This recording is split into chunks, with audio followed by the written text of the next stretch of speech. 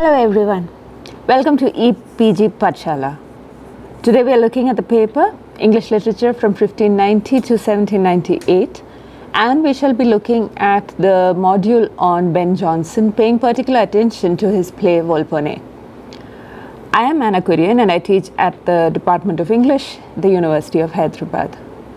First of all, a brief introduction to the life of Ben Jonson.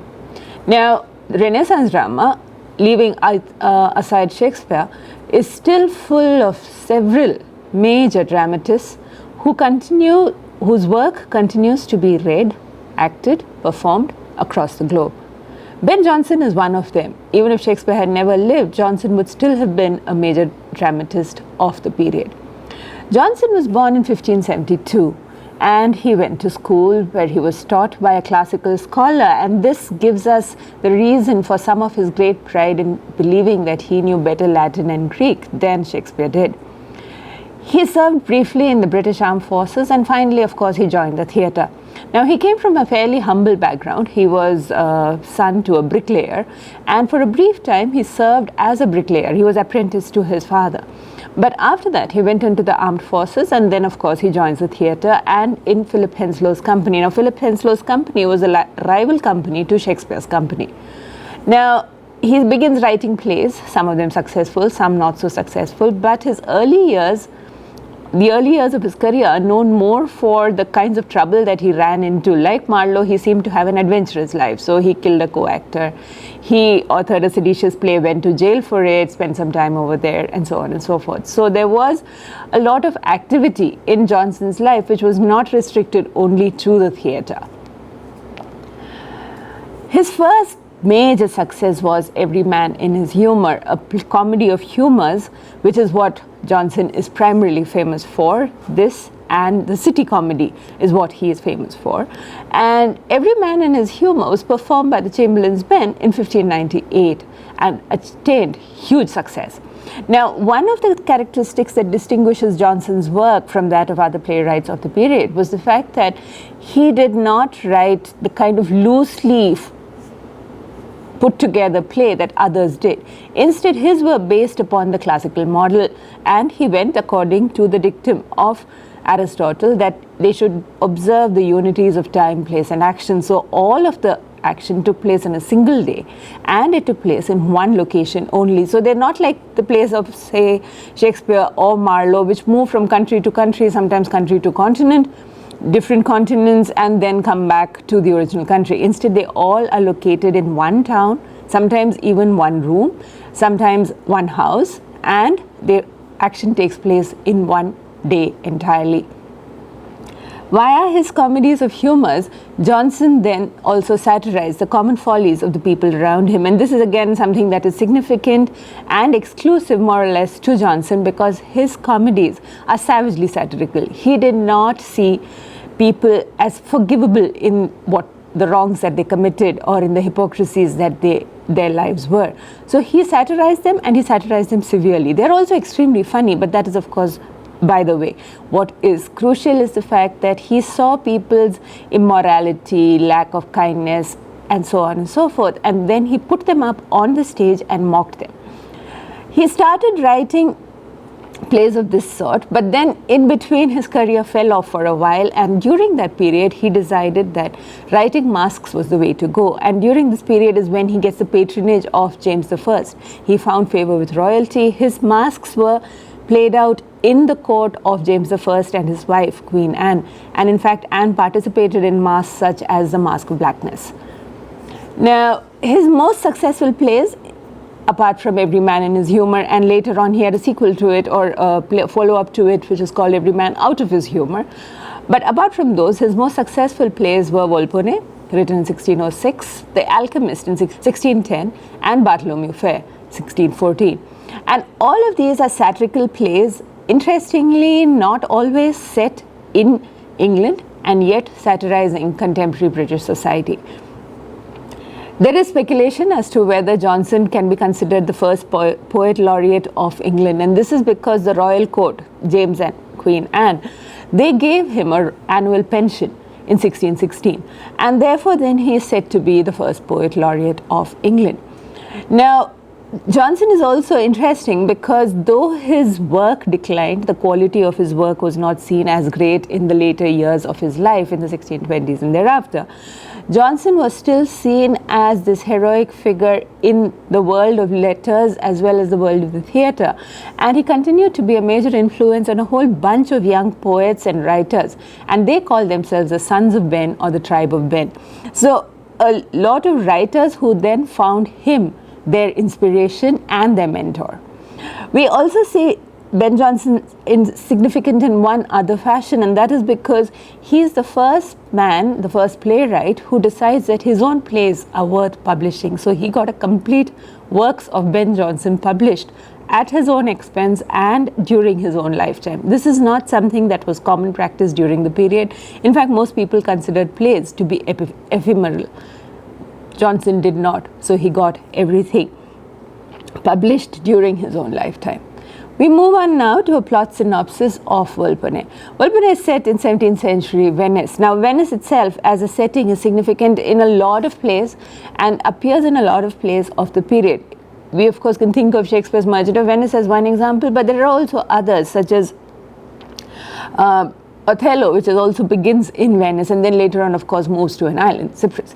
But when you look at Volpone, Volpone is set in 17th century Venice, and all the incidents take place in the life of the eponymous character Volpone himself in a single day. Now, all the characters in the play are named after insects or birds or flies or animals. So Volpone is the fox, his servant is the fly, Mosca. And they are setting up a story by which they are deceiving three fortune hunters, Corbaccio, Corvino and Voltaire, and they are trying to cheat them out of their money. Fascinating to say, these three fortune hunters are themselves extremely rich, and it is their greed that motivates them to then go along with the schemes of Volpone and Mosca, because they believe that Volpone will die soon and he will leave his fortune to one of these three because he has no heirs of his own. This is, of course, all a story because Volpone is not that old, he's not that ill, he's not going to die. It's a story which is put out by Mosca the servant so that these people will come daily to visit him, and in the process they bring him very expensive gifts. That's how the play begins. We see Volpone and Mosca waiting for Corbaccio, Corvino and Voltaire to come so that they can then present their gifts of the day. And these gifts go into Volpone's coffer, making him richer and richer. The three men, of course, Corbaccio, Corvino and Voltaire, believe that this will eventually come to one of them. And so they compete with each other to give the richest and the best possible gifts to this old man, Volpone the fox. We see them coming, we see them giving gifts, we see their greed, and then soon after that we see Volpone being seduced by the description of Corvino's wife, Celia. And that is also when we realize that he's actually not as old as he pretends to be or as ill as he pretends to be, because then he goes out dressed up as a mountebank. He sells these false medicines, calling himself Scotto of Mantua. He goes to where Corvino's house is, and then outside Celia's window, he has a performance, and then he sees Celia. But once he's seen Celia, he is then completely consumed by lust for her, and he decides that he must have her. And therefore, he says to Mosca that it is Mosca's job to get her to his house and into his bed. Mosca is equal to any task, and so of course he tells Volpone that not a problem, he will see that it is done, and he convinces Corvino that if he will let his wife Celia sleep with Volpone, then it is guaranteed that Volpone will make him his heir. Similarly, they also set up another set of stories wherein Bonario, Corbaccio's son, is brought to the house, but this is because Corbaccio is told that if he disinherits his son, then Volpone will make him his heir. So Corbaccio in his greed decides that this is the way to go, and he says fine. But Bonario is brought to the house by Mosca so that he can see it, and then there will be a fight, because this is also Volpone and Mosca's way of entertaining themselves. So Bonario is already in the house when Celia is brought by her husband to be given to Volpone. Celia, of course, resists. She fights, he tries to rape her, and at that point Bonario then jumps out from where he's been hiding, and he says he rescues Celia, and they decide that they will go to court about this. But just in time, Mosca makes one more plan. So as you can see, it's Mosca who makes the plans over and over again, both for the entertainment of his master Volpone, but also for enriching him and to save him when trouble arises. So then now he sets up a new plan that they will accuse Bonario and Celia of being lovers, and therefore then the master Volpone will be saved in the court of law. And Voltaire, the third of the three people who are courting Volpone to get his riches and his wealth, is a lawyer. So he is the one who defends Volpone in court. There is a small subplot where you have Lady Politic, her husband, Politic would-be, and Peregrine, who all three of them also show us how English travelers behave when upon the continent. And Mosca tricks them as well, because Lady Politic also comes to Volpone hoping to become his heir and is even willing to sleep with him for this reason. So he tricks Lady Politic into believing that her husband is cheating on her with a courtesan, and therefore then Lady Politic leaves Volpone and goes away. Then of course you have a courtroom scene, and there Volpone behaves like this really old and ill man who cannot obviously do anything, let alone try to rape a girl. So he is acquitted, and Bonario and Celia are to be punished, and Volpone could at this point then maybe have lived happily ever after, except that he decides he has to have some more entertainment. So he decides one more trick which he will play on the three people whom he is cheating or whom he is gulling. He tells the story that he is dead and he wants to see the legacy hunters come to his house and become his heir. And then he wants them to be told that it is Mosca who is going to inherit all his fortune. At this point, of course, things begin to fall apart, because Mosca decides if he is going to get all his fortune, he would really like to get all his fortune. So he decides then that he will not step back and he will take the money that will be coming to him because of Volpone's so-called death. At this point then, what we have is Mosca announcing the fact that Volpone is dead. The three fortune hunters come to find out which of them has been made the heir, and they discover that it is Mosca who is the heir. Volpone is of course hiding in the background, falling around with laughter, because they are so unhappy and they are so angry because of what has been done.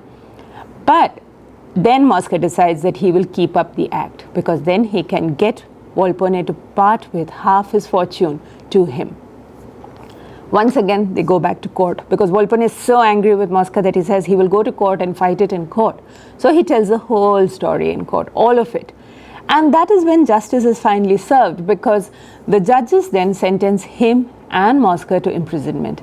And the three fortune hunters as well are given their punishment, especially Corvino and Corvesio. Corvesio because he was going to disinherit his son, Bonario, and Corvino because he was willing to make his wife sleep with somebody else, all for the sake of money. So Celia and Bonario are finally given a lot of money. So Celia returns with her dowry trebled to her own father's house. Bonario is given his father's fortune, and everything ends with justice being given to all those who were greedy, all those who were avaricious, and all those who played upon the passions and the gullibility of others. So what we see then in this whole story is a series of intrigues, and it's all dramatically compressed because all of this happens in a day. So there are 2 visits to the judge, there are several visits to, of course, Volpone's own house, and a lot of action which takes place through the course of the play. It's frenzied, the action, but all of it also then shows us how this frenzy is a result of excessive indulgence, of course, of great greed and the desire for material pleasures. And for this to be corrected, then something has to be done, and that is how the plot then finally ends. We will now look at the art of characterization in Jonson's work, and this is particularly important because Jonson built his characters around a theory that was prevalent at the time, a theory of bodily fluids which was called the theory of humours. Now, the theory of humours believed that all characters have a certain predominant humour, which is based upon the theory of which bodily fluid in them has a greater presence in their body. So the 4 bodily fluids which they refer to are black and yellow bile, blood and phlegm.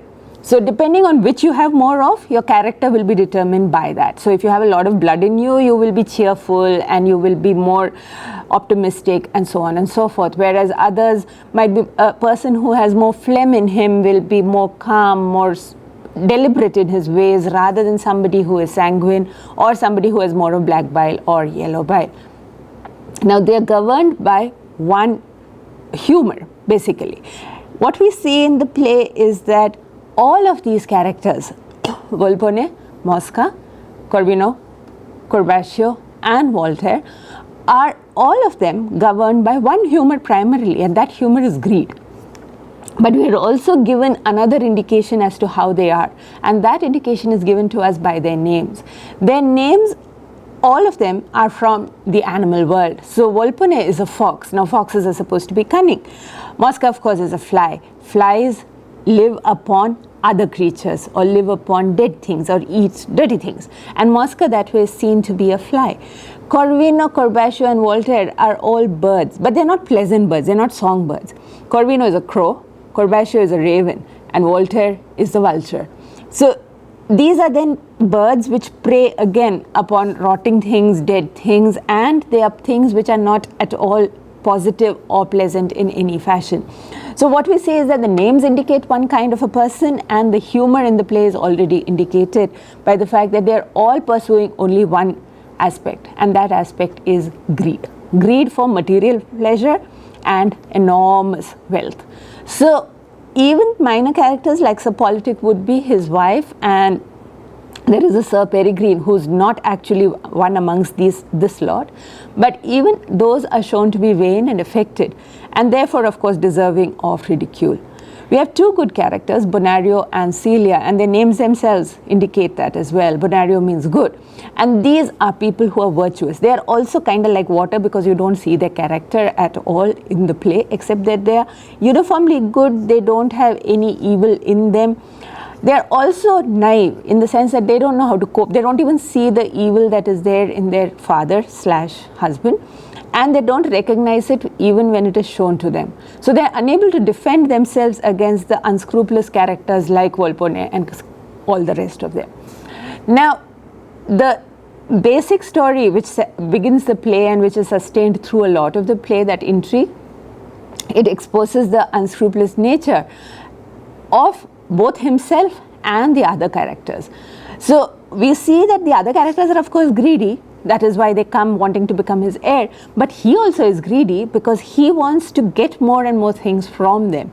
The other indulgence that Volpone has is his desire for entertainment and pleasure. And this we see right from the beginning, because the play begins with Mosca and Volpone talking, and it goes on to an entertainment which is presented by a bunch of people who are said to be Volpone's children. There is a hermaphrodite, there is a eunuch, there is a dwarf, and so on and so forth, and they do an entertainment for him. So Volpone's main aim in life is entertainment. He wants to have a lot of fun, and therefore we see greed as being not just greed for material possessions, but also greed for entertainment, an appetite which can never be fulfilled for either money or for pleasure. Now we'll go on to look at the themes of the play. Now the predominant theme of course is avarice. Avarice, which can also be codified as greed, and which afflicts most of the characters other than Bonario and Celia. Now alongside the theme of avarice, there are also the themes of disguise and of ignorance, of appearance and of reality. And these are all connected to the theme of greed, because it is what they do for the sake of their greed that leads to these other themes as well. They disguise themselves, they are ignorant of the schemes that are being hatched, and there is the constant disjuncture between appearance and reality. We also see within the play the falsity of appearances, and this we can explore a little bit in detail, because the falsity of appearances depends also upon what they pretend to be and what they actually are. And this you see most of all, of course, in Volpone and Mosca. Volpone, who, when the play opens, is full of life, but once the three suitors come to present their gifts, he descends into his bed and he becomes this really old, ill man who Mosca says is about to die, will die any moment.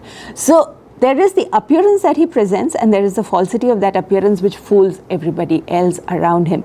Similarly, Volpone also then puts on a disguise when he goes out to meet Celia, when he wants to see Celia, having heard of her and tremendous beauty and her great charms. When he goes out to meet Celia, he dresses up as a mountebank, that's a peddler of as a peddler of medicines which are basically false, which don't work. Once again, medicine which is supposed to heal people, which he is actually giving out, is something which is useless. So he goes out once again, you have appearance and reality both in terms of his disguise. And the fact that he just goes out and is able to put up a performance also gives the lie to his previous performance. And finally, when you have the last one where he does this is when he pretends to be dead. It's again a disguise. He is playing dead so that he can have some more entertainment. Actually, he's hiding so that he can see the three guys come in and then fight over who will be the heir, and then they get the news that Moscow will be the heir. So what we have is Volpone himself exemplifying how disguise works and how disguise then fools people, and the truth, the reality of the person can be constantly hidden away behind these appearances that they put on over and over again. One other significant factor which we can see in one of the characters, Corvino, is that he presents the appearance and has till this point presented the reality of being a very jealous husband. He is not willing to let Celia step out of his house without lots of servants so that everybody can see that she is a good woman and she doesn't look at anybody, and he doesn't let her go out unless she is veiled, and so on and so forth. He even does not let her appear at a window so that people can see her, because he is so jealous of her. And yet the reality of that is he is willing to let her sleep with Volpone if it will make him wealthier or it will make him the heir. So there is this constant mismatch between what is real and what appears to be real amongst all the characters. And these are deceptions that characters use to fool one another. So even Celia is fooled by her husband. She is unwilling to believe that he would give her to another man just because he wants to be wealthy, because till that point she has always known him to be this jealous husband who is very careful of his own honor and therefore of her honor as well. That how dangerous greed can be is of course the central moral story, the central moral thematic of this entire play, that greed is destructive, and while it destroys others, it is also eventually destructive of the self who is greedy, is something that the play then demonstrates via the lives of Volpone, Mosca, the other three people as well, Corvino, Corbaccio and Voltaire. All of them are destroyed because of their greed. While they believe that their greed will make them wealthier, will make them more respected in society, eventually what happens is that each of them is destroyed because of the fact that they could not restrain their greed to healthy levels. So Volpone is finally then stripped of his honorable place in the Society of Venice, and he is sent away to a hospital or infirmary for incurables. Mosca is of course sent to prison. Voltaire is stripped of his lawyer's degrees and he is no longer allowed to practice law in court. Corvino loses all his wealth, and his wealth is given to Celia, and she goes back to her father's house with much more money than what she came from there. And Corbaccio loses all his wealth to his son, whom he was planning to disinherit. So there is also this idea of poetic justice, that the evil that they were planning to do to their children, to their wives, to themselves, all of that evil is played back upon them, and finally they are left with nothing. Now, if society is seen as a place where evil and good live side by side, the Venetian society of the play shows us that when there are people such as Volpone and Mosca and all these other people, then good people, people who are honorable, decent, living their own simple lives, people such as Bonario and Celia, they will be threatened, because there is a scene in between where justice is not served, where Voltaire argues that Volpone is so old that he could not have raped Celia, and so on and so forth. And at that point Celia and Bonario are made out to be lovers, and then they are also sentenced to imprisonment and so on.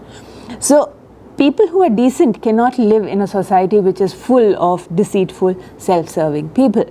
Now, it also examines, of course, the lack of trust, loyalty, love in interpersonal relationships. What is important in these relationships, and as we can see, father and child, husband and wife, master and servant, all of these relationships are based upon trust and loyalty. All of these relationships need to have a certain amount of fidelity if they are to be successful and if they are to be happy. Now, what we see in the play is that all these relationships are built not upon trust, love, affection, and so on and so forth, but are built upon greed and a desire to play upon the worst aspects of the other person's character. So Mosca succeeds and thrives because he is able to make Volpone happy by doing all the nasty, wicked things that Volpone likes. Similarly, Volpone is happy because he is able to make Corvino, Corbatio, Voltaire, all of them behave in their worst possible manner, not necessarily in their best possible manner. So interpersonal relationships in the society that Volpone depicts, the play depicts, are seen to be governed by what is worst rather than what is best in terms of the human. And it is all because of material gain. So we are also once again being told that the personal does not matter. What matters is how much wealth you can get for me. All of Jonson's plays, to a very large extent, give us social commentary upon the time and upon the people. Now, though this is set in Venice, we also know that he is attacking the kind of society that was there in Britain, in England, in London during this period. And the satire that he wreaks upon the people of Venice within the play is also a satire that is seen to be directed at the people in England itself. Now, Venice, of course, has a different standing as well. Venice during the early 17th century and the late 16th century was the hub of all trade. It was also a place of immense, enormous wealth. Now, this wealth made people greedy, immoral, etc. All the things that we see within the play. And so Venice, which is the center of all corruption, is then shown to be perfectly similar to London in the early 17th century. Because London in early 17th century is also a place where people were beginning to like wealth for the sake of wealth. There was a lot of social mobility, there was a lot of upward mobility, trading classes. The traders were becoming more prosperous, they wanted a higher standard of life for themselves. And the aristocracy, which had always had enormous wealth, was beginning to open up so that even traders could then gain some footing in that society. And because James I needed a lot of wealth, he would sometimes give titles to people who were wealthy, because in return he got money. So this whole anxiety that is there about social mobility, about class structures in British society during this period is reflected in this play, where everything is in flux, nothing remains stable, and instead what we see is a lot of movement, and all that movement is governed by how much wealth I can make out of any given person at any given time in the play.